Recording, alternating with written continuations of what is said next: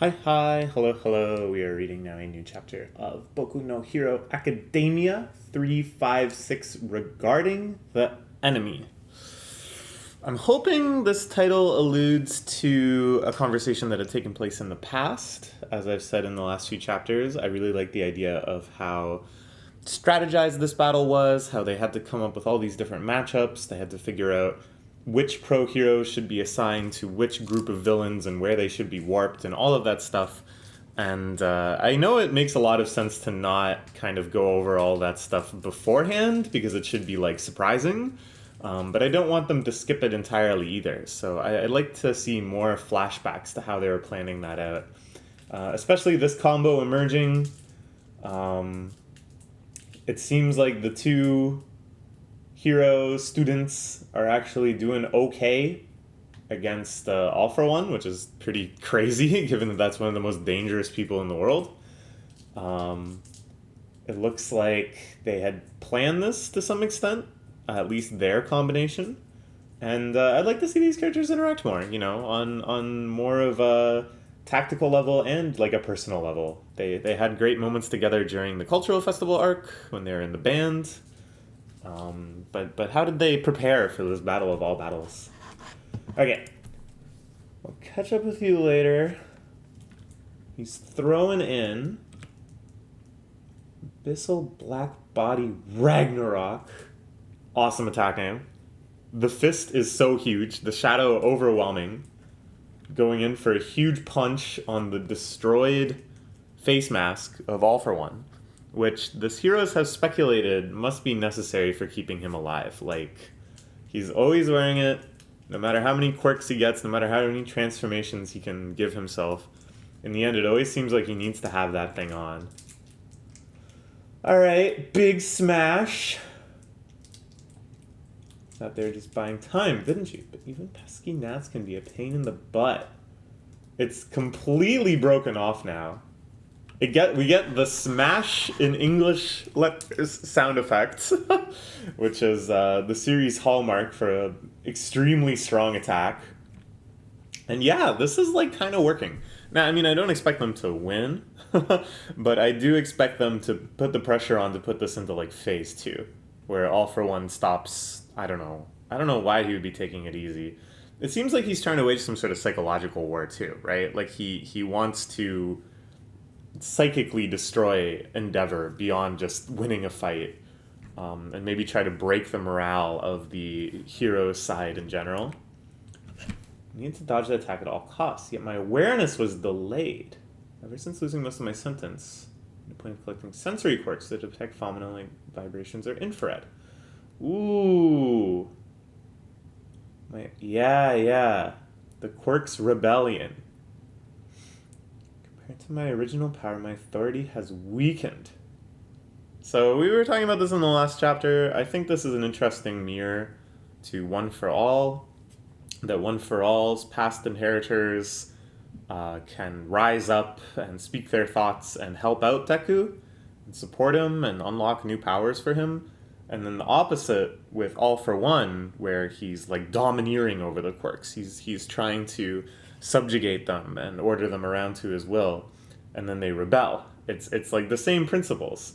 And we were talking about what does this mean for the Nomu? Can the Nomu self-destruct in some capacity? But this could be the key to winning this part of the fight. Catch him off guard with sneaky moves, so I don't have to finish the job. One quick blow can kill him. And then he suddenly has a vision of a giant All For One grabbing and trying to eat. I don't know what this is. This is horrific. With this kind of grainy, like, poor quality VCR type filter. Is this another one of All For One's quirks?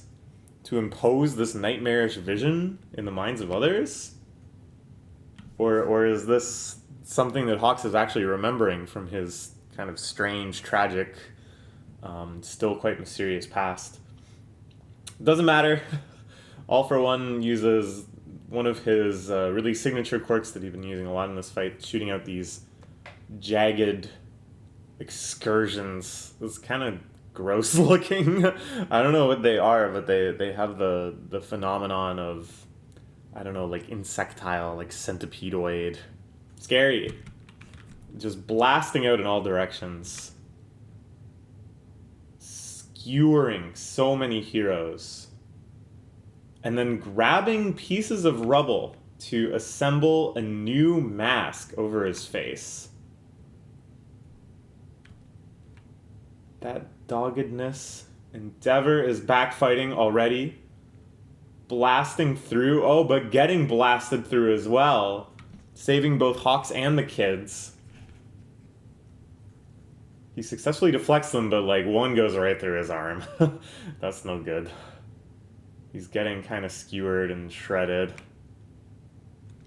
That doggedness has left you.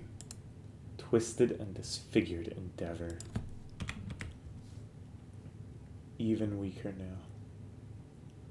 And suddenly we're launched into deep Endeavor introspection. And you get the sense that during the last like 2 or 3 chapters where this aerial battle was happening, Endeavor was just sitting on the ground like, what the fuck is wrong with me? And even after he's gotten up to fight, that same internal dialogue is still playing out. Position, atonement, mistakes, responsibility. It's really one of the most interesting characters in the series. Definitely one of the most psychologically complex. In a way that I really am glad that they've honored to this extent. Like I keep talking about, I'm so surprised and impressed at how much they just put like an actual, honest to goodness, family drama in the middle of your superhero battle shonen series. All of that has only exposed the weakness that was already there. It's painful to witness what a loser you've been reduced to. You'll never be a superhero, NG. Think back to your origin. Remember what the real enemy was. Recall how your father attempted to save a girl from some bastard and wound up as a corpse along with the girl. So we've never seen this before. We've never seen anything going past Endeavor's generation in that family. We don't know, what made him be a hero in the first place. But it looks like a building burned down. This corpse we're seeing in the bottom right panel looks pretty charred and burned. So maybe something like Endeavor's father, I imagine, also had a fire quirk. And somehow in trying to save someone, he accidentally burnt up something. And I feel like it's not a coincidence that we saw that very weird vision that appeared in Hawks' eye. And we also learned this. Are they related somehow? I don't know. Obviously, we aren't supposed to know what the story is here entirely. Think back on your envy towards true supermen and your inferiority complex. You called yourself Endeavor as in hard work, showing your mental nature. There he is as a UA student. Remember how hard it was to put on airs to keep that ugly heart of yours from falling to pieces. You'll never be All Might or Deku. Whoa. You'll never... Damn, if you knew Deku's inferiority complexes, that dude had plenty for a long time. And I think, if anything, you should really aspire to be like Deku, because he got over that. Also, All Might was born quirkless as well. I'm sure he also had a huge inferiority complex until he inherited One for All. I don't know, man. I think he doesn't understand his heroes as well as he thinks he does. Maybe he doesn't even understand himself as well as he thinks he does. So don't even dwell on the notion of some grand rebirth. Go on, keep cursing the true enemy, that weakness. That's the only thing that has kept you alive. This is heavy. And this is actually, I think, a very interesting psychological perspective. One that, again, even if you strip away all the superhero stuff, all the fighting, I have the power to shoot flames from my body, basically this message is you've come so far because you are psychically damaged, because you have this self-loathing, this inferiority complex, and you work tirelessly to battle against that. That has what led to your success so far. And that when you try to redeem yourself, you try to be forgiven, you try to make amendments, you try to take responsibility, not only is that not going to work, but it can't work. That if you ever actually allowed yourself to forgive yourself, to accept yourself, you would lose your strength. You would lose this endeavor, this relentless ability to work and fight. I don't think this is going to be the final lesson of Endeavor's story arc. That's pretty heavy. But it's just an interesting additional step in his long, long journey within. He lands a major flaming punch. He's dogged. Yeah, I sure am. Which is why, as long as I'm alive, I'll never take solace in a job well done. Putting an end to this fight is my duty. I like how he doesn't even have the flaming facial hair. There's no pretension anymore. He's not even trying to cover up all the ugliness he feels inside of himself. And instead is like, that's what's gotten me this far. I am fueled by self-loathing, and I am going to burn brightly through myself. Pretty badass. I really, really like Endeavor as a character. Not as a person, but just the way the narrative treats him, these many psychological layers.